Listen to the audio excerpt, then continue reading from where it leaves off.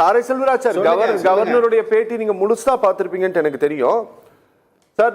நான் அவர் சொல்றது எல்லாமே குறிப்பா அந்த போதைப் பொருள் விவகாரம் சம்பந்தமாலாம் சொல்றதெல்லாம் என்னன்னா 14 மடங்கு அதிகமாயிருச்சுன்னு சொல்றாரு கடந்த ஆண்டோடு ஒப்பிடுகையில். எனக்கு தெரிஞ்சு நேஷனல் கிரைம் ரெக்கார்ட் பியூரோ 2023 வரை தான் ரிப்போர்ட்டே பப்ளிஷ் பண்ணியிருக்கிறாங்க. அவர் எந்த டேட்டாவை படி சொல்றாரு அப்படின்ட்டு எனக்கு உண்மையாலுமே தெரியல சார். எந்த தரவுகளின் அடிப்படையில் சார் ஆளுநர் இந்த மாதிரியான விஷயங்கள் எல்லாம் சொல்லிட்டு இருக்காரு சார்?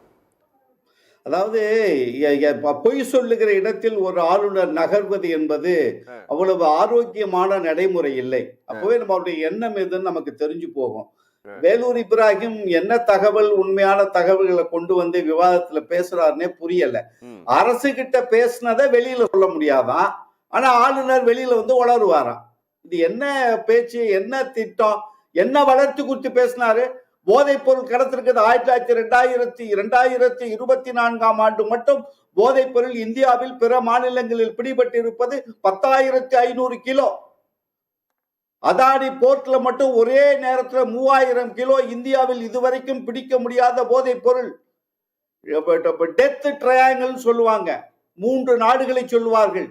அதுதான் கொலைகார நாடுகள் என்று. போதைப் பொருளை கடத்துற நாடுகள் எல்லாம் இன்றைக்கு போய் India Pakistan border, India Afghanistan border, India Nepal border என்பதை தாண்டி இன்றைக்கு குஜராத் தான் இந்தியாவிற்கே முழுமைக்காக போதைப் பொருளை சப்ளை செய்கிற, விநியோகம் செய்கிற, இறக்குமதி செய்கிற கேந்திரியமாக மாறி இருக்கிறது என்கிற ஒரு வெட்கக்கேடான தகவலை மறைப்பதற்கு ஆளுநர் பேசுகிறார்.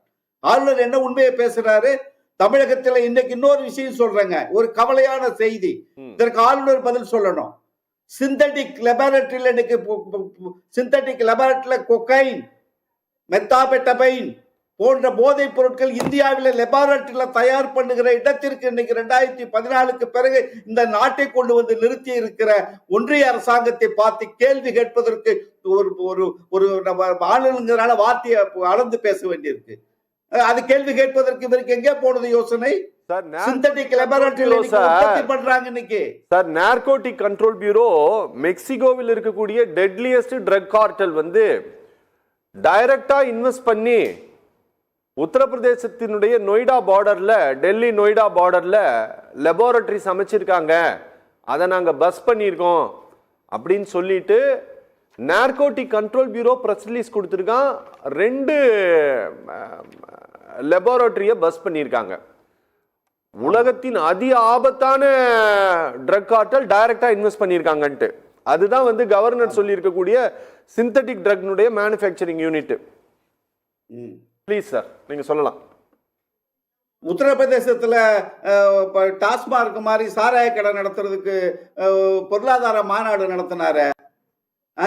இன்றைக்கு உத்தரப்பிரதேசத்தினுடைய ஜிஎஸ்டிபி வளர்ச்சியில சாராயம் விற்கிற அளவு அவங்களுடைய எத்தனை சதவீதம் தெரியுமா? 17%. அது தமிழ்நாட்டில் 3.5% அவங்க ஜிஎஸ்டிபிக்கு பங்களிப்பு தருவது. உத்தரப்பிரதேசத்துல 17%. ஒரு மாநாடே நடத்தினாருங்க. தொழிற்சாலைகள் ஆரம்பிப்பதற்கு எம்ஓஇ சைன் பண்ணாருங்க.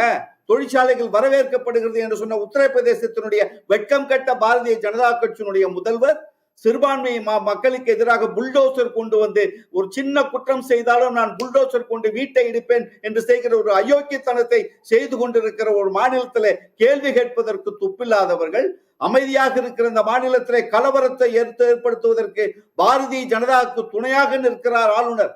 அதற்கு அந்த கலவரத்திற்கு வித்திட்டுக் கொண்டிருக்கிறார் வேலூர் இப்ராஹிம். இங்க பீகாரிக்கு தாக்கப்பட்டால் எத்தனை பீகாரிகள்? எங்கும் பயங்கரவாதம் கிடையாது, கார் குண்டு வெடிப்பு நடிக்கல. தமிழகத்துல நடக்குது. தமிழகத்துல தான் அரெஸ்ட் பண்ணாங்க. என்ன சார் நீங்க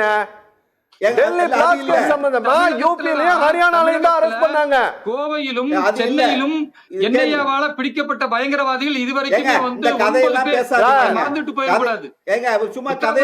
பயங்கரவாதிகள் பிடிபடல, இங்கதான் பிடிபடுறாங்க அதிகமாக. சொல்லுங்க, டெல்லி கார் குண்டு வெடிப்பில் பிடிபட்ட அன்னைக்கு வெடித்ததற்கு பிறகு 2500 கிலோ வெடிப்பொருட்கள் ஏற்பட்டது. பாரதிய ஜனதா கட்சி ஆட்சி பண்ணுகிற ஹரியானா.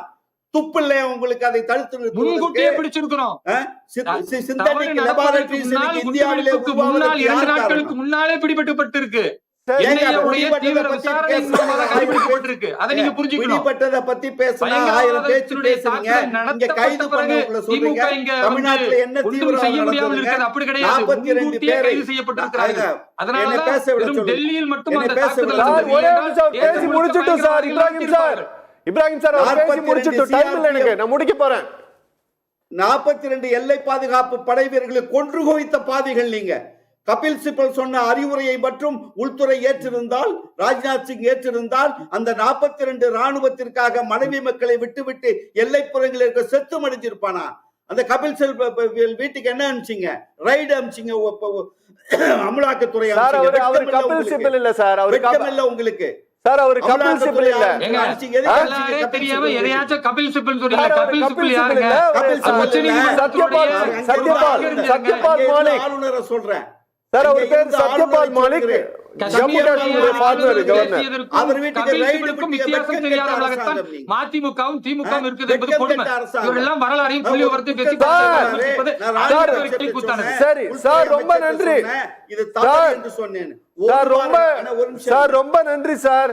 கவர்னருடைய ஸ்டேட்மெண்ட் தப்பும் தவறுமானது அப்படின்ட்டு தமிழ்நாடு அரசு சொல்கிறது. முதலமைச்சர் சொல்கிறார். ஆளுநர் தான் சொன்ன குற்றச்சாட்டில் அப்படியே ஆணித்தரமாக நின்று கொண்டிருக்கிறார். அதை பத்தி தான் இன்னைக்கு நம்ம பேசணும்.